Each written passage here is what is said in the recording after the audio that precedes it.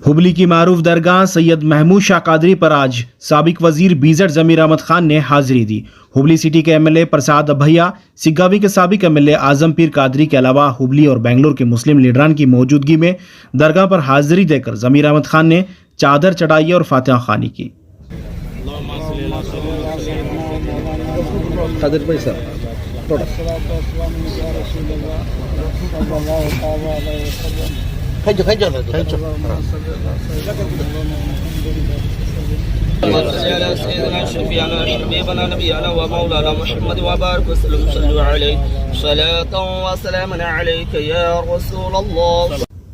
मुकामी लोगों से उन्होंने बातचीत भी की।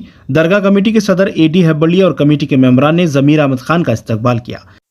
जमीर अहमद खान ने दरगाह कमेटी के अरकान से तफसीली गुफ्तगू की और साथ ही स्टेट वक्फ बोर्ड के चेयरमैन मौलाना शाफी सादी से फ़ोन के ज़रिए बातचीत की।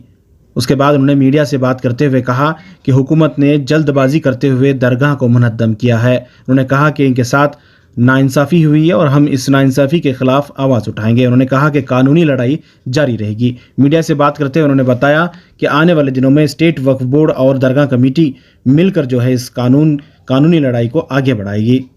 जमीर अहमद खान ने कहा कि हुकूमत किसी भी धर्म के साथ नहीं है, किसी भी धर्म का साथ इंसाफ नहीं कर पा रही है। इन्होंने कहा कि एक तरफ बीजेपी हुकूमत टीपू जयंती की मुखालिफत करती रही है और इसी दौरान जब ईदगाह मैदान हुबली में टीपू जयंती मनाने की इजाज़त तलब की गई तो जानबूझकर इसे इजाज़त दे दी गई। एक तरफ मुखालिफत भी कर रही है और एक तरफ इजाज़त भी दे रही है। इन्होंने कहा कि बीजेपी की नीयत पर सवाल उठाना ज़रूरी है।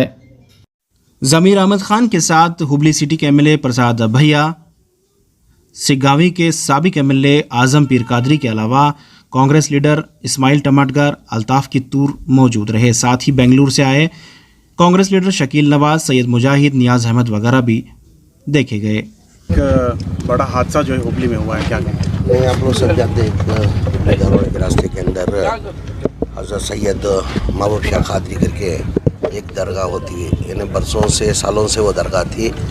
उसके अंदर कोर्ट का स्टे ऑर्डर था कि डेमोलिश नहीं करना करके कोर्ट का स्टे ऑर्डर था। उस दिन जिस दिन स्टे ऑर्डर वैकेंट हुआ, दूसरे दिन नहीं, इमीडिएट दूसरे दिन गवर्नमेंट का आदेश आके डेमोलिश करना करके आदेश लेके आते हैं। मगर एक प्रोसीजर होता है, उनको ये नहीं है कि भाई तुम डेमोलिश करे करके, क्योंकि सुप्रीम कोर्ट का एक आदेश है। दरगाह हो, मस्जिद हो, चर्च हो, कुछ भी हो, अगर रोड वेडिंग के लिए अगर ज़रूरत पड़ी तो वो छोड़ के देना करके सुप्रीम कोर्ट आदेश है।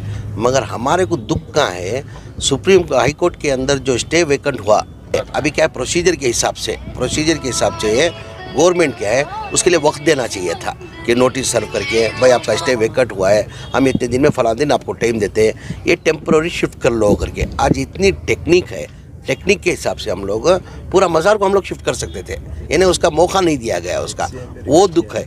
यानी हमारे सिद्धरामैया साहब भी रिक्वेस्ट किए, मैं खुद सीएम से भी बात करा, सीएम से बात करने नहीं सर वो ऑलरेडी डिसीजन हो गया करके, यानी हड़ाउड़ी में एक डिसीजन लिए वो अभी वो करके कर दिए।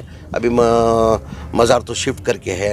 अभी कमेटी के ज़िम्मेदारान की तरफ से भी मैं बात किया, इधर एक मस्जिद भी हुआ करती थी, मगर ये हाईवे के अंदर इतनी शानदार मस्जिद बनाने का हम लोग तय किए, वहाँ आँख देखने वाले की देखते रह जाएगी, देखने वाले की देखते रह जाएगी। इसके लिए मैं कमेटी के ज़िम्मेदार से बोला कि जितना ये जल्द से जल्द आप ये जल्द से जल्द पे काम ये शुरू करो। मैं वक्फ बोर्ड के चेयरमैन शाफी साहब से भी बात करा, मैं जितना भी ग्रांट होगा हम देंगे, उसके अंदर ज़्यादा से ज़्यादा ताउन मेरा रहेगा करके मैं कमेटी के ज़िम्मेदारों से बताया। सर सीएम यहाँ विजिट कर रहे हैं और उन्होंने कहा है कि कंपनसेशन देंगे, तो कुछ लोगों का कहना है कि कंपनसेशन नहीं लिया जाए। कंपनसेशन लेके क्या करेंगे? कंपनसेशन की ज़रूरत नहीं है हमारे को, उसकी ज़रूरत नहीं है हमारे को, कंपनसेशन की ज़रूरत नहीं है। तो अब आने वाले दिनों में क्या लीगल फाइट और जारी रखनी चाहिए? इंशाल्लाह वो करेंगे। एक्चुअल में मेरे हिसाब से देखने जाएंगे तो ये कानूनी नहीं हुआ, उसके लिए कोर्ट करके है, हम कोर्ट में अपील हो रहे हैं, कोर्ट से हमारे को उम्मीद है ये अगर कानूनन करते तो हम कुछ दुख नहीं होता था हमारे को, बगैर ये नोटिस सर्व करे। एक्चुअल प्रोसीजर होता है, प्रोसीजर के हिसाब से नोटिस सर्व करके इतना दिन टाइम दे के कुछ करना चाहिए था। मानते हम रोड वेंडिंग के लिए सुप्रीम कोर्ट में आदेश हुआ है, चर्च होने दो, मंदिर होने दो, मस्जिद होने दो, दरगाह होने दो, उसको छोड़ के देना करके आदेश हुआ है, मानते हैं, मगर वक्त दिया जाता है। इन्हें हड़ाउड़ी में करने की ज़रूरत क्या थी? अब इतना करके काम चालू हुआ क्या? चलिए डेमोलिश करके छोड़ दिए। आज को डेमोलिश करके मेरे ख्याल से 15 दिन 12 14 दिन हुआ, तो ऐसी की ऐसी पड़ा है। कुछ इतना हड़ाउड़ी में करने की ज़रूरत क्या थी इनको? तो अल्लाह की मर्जी के बगैर एक पत्ता भी नहीं हिलता। ये सब हमारी आजमाइश है। सब्र का फल कभी भी मीठा होता है। ये आजमाइश है, ये आजमाइश है, ये अल्लाह की तरफ से एक आजमाइश है। सब्र का फल कभी भी मीठा होता है। एक प्रहलाद जोशी का एक बयान भी आया है सर, उसमें प्रहलाद जोशी ने कहा है कि उनके ही कुछ लीडरों ने हमें कहा था कि आप कर लीजिए, हम देख लेंगे। नहीं, वो मैं सियासत इसमें बात नहीं करना चाहता। ये सियासत है। ये जो भी किया जा रहा है एक पॉलिटिकल बेनिफिट के लिए किया जा रहा है। मैं पहले से ही आपको बताते आ रहा हूँ। हुबली का एकदम मैं हुबली में बैठा हूँ, अभी हुबली धारवाड़ के बीच में बैठे हैं। हमारे प्रसाद साहब MLA साहब भी बैठे हैं, हमारे एक्स MLA खादरी साहब भी बैठे हैं। अभी ये टिप्पू जयंती के लिए खिलाफत कौन करता था? खिलाफत कौन करते थे? बीजेपी वाले ना। ये हुबली कॉर्पोरेशन की जगह के अंदर जब MIM का एक कारपोरेटर जो हम टिप्पू जयंती करते करके परमिशन पूछते तो परमिशन देता है।